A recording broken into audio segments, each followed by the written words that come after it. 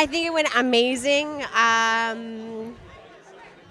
Honestly, I'm just trying to come down from the high right now of how it felt. I think it went well. I think I remember laughter. I think I looked thin. I'm not sure. I hope so. Taking the course with Jan is one of the best things that I've ever done. I've done it twice now. And it's totally worth it. She's unreal. Even if she says something that I'm like, I hate you, it always turns out to be one of the best suggestions ever. And I can't say enough good things about LaughterZone 101. Coming to the stage next, welcome Courtney Chambers.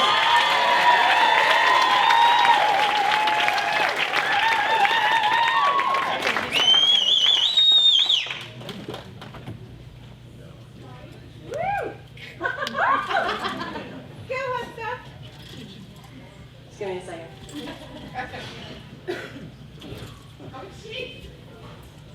Set it up.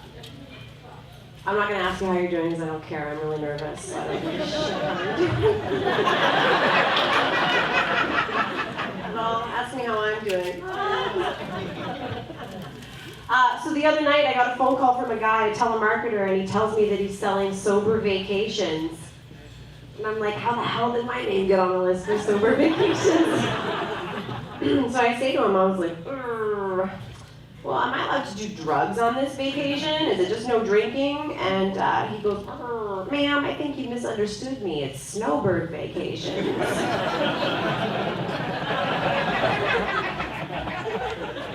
I had to think about it, and I was like, I hate old people. Do you have a sober vacation? I just want to take a minute here. There's waitresses running around all night. This is a really hard job, you guys. Appreciate your waitresses.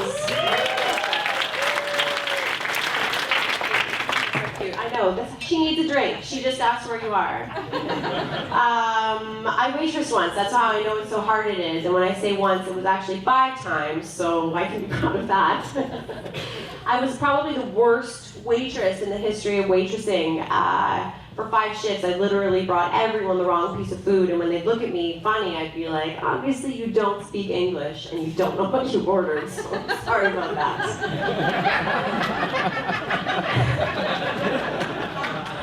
And I learned a lot in 5 shifts of waitressing, but the biggest thing I learned was that crying doesn't get you bigger tips.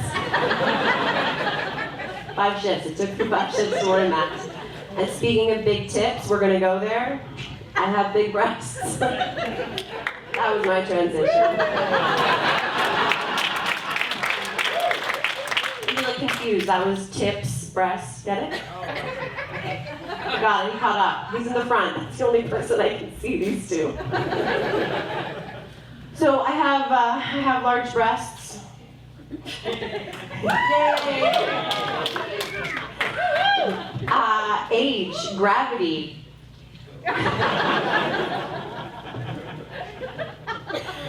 I will never ever forget when I bring a guy home and I take my bra off for the first time and it's like, oh, there's that look of disappointment.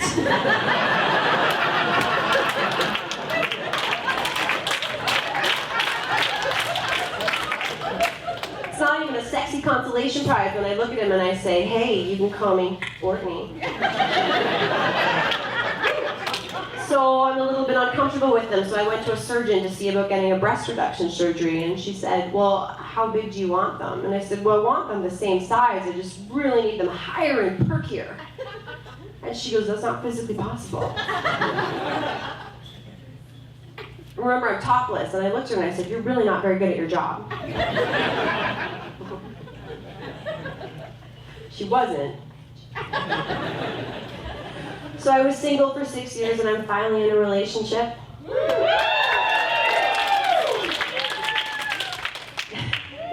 You guys are so cute. For those of you that clapped, you're not even half as excited as my mom was when I finally told her. Before I was in a relationship, I was on Plenty of Fish. No, I like to call it Plenty of What's Left. I also like to call it Plenty of Guys that'll still send you pictures of their penises. This is, see, it's even smaller, that's not like me. Better than this. Better than this. So just for all of you guys out there that are still single and you're still sending girls pictures of your wieners, I'm gonna give you the tip. This is the tip from me to you. Put something in the picture so I have a point of reference for size. Like even a golf pencil. And it's gonna give you something else to look at. Boys, plug your ears for a second. Ladies, I just found out guys will take like multiple pictures of their penises, like 15. And then they'll send you the best 3. Best 3, I'm like, you know what? I wouldn't know the difference between a good picture of your penis and a bad. Like, honestly, that was unnecessary. And veiny. Okay, so I'm not online dating anymore. I'm not getting pictures of penises. I'm in a relationship. My boyfriend is here tonight. I'm not allowed to point him out. He has friends here. He does, I don't. Great first meeting. He's amazing. He's sweet and funny and sensitive, but I gotta tell you, I never thought I'd end up with a hairy guy. He is so hairy. But one thing that's good about dating a hairy guy, it is amazing exercise, picking all that hair up. Also, ladies, date a hairy man, because you know what? If he ever's like, hey, you didn't shave your legs, I'm like, hey, you didn't shave your back.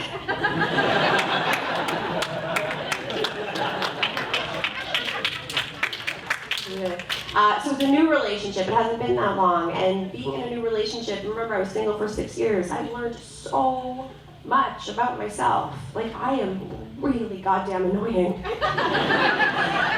in that first month, even I got sick of hearing me be like, are you in love with me yet?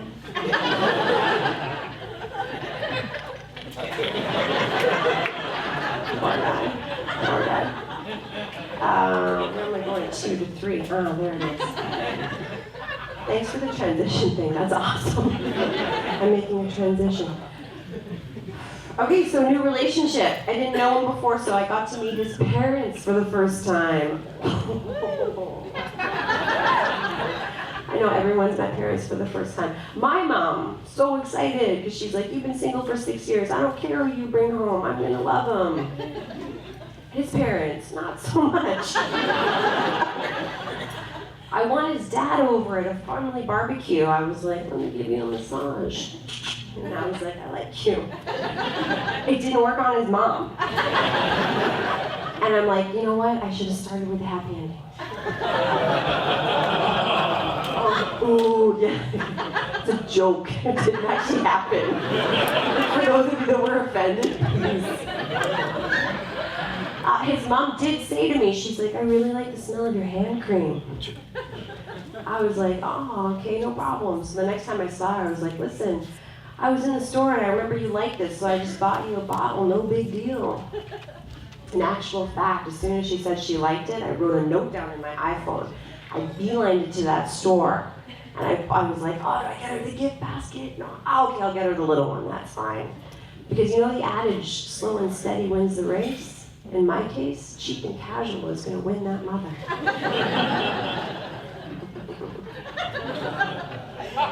Well, that was a slow one. People in the back. Yes, I'm cheap and casual. That's what every mother wants for their son.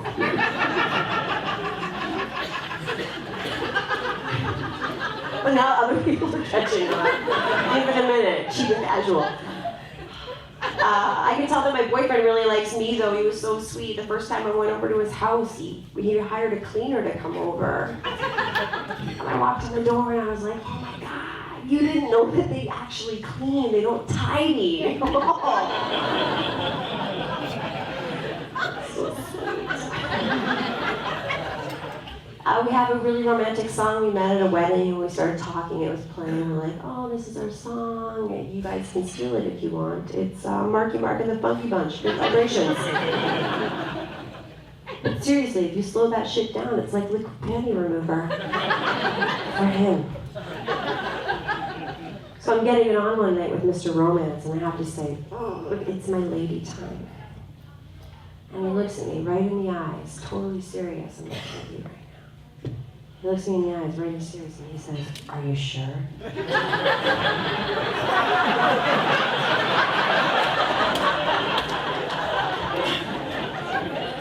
I was like, "Babe, I know we haven't been dating that long, but I gotta tell ya, 12 times a year for 20 plus years, I'm pretty goddamn sure."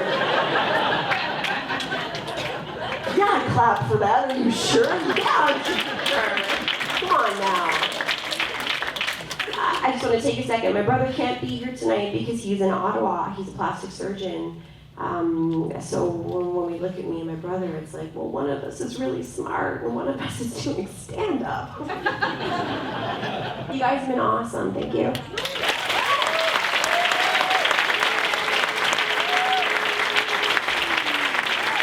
Give it up for Courtney Chambers.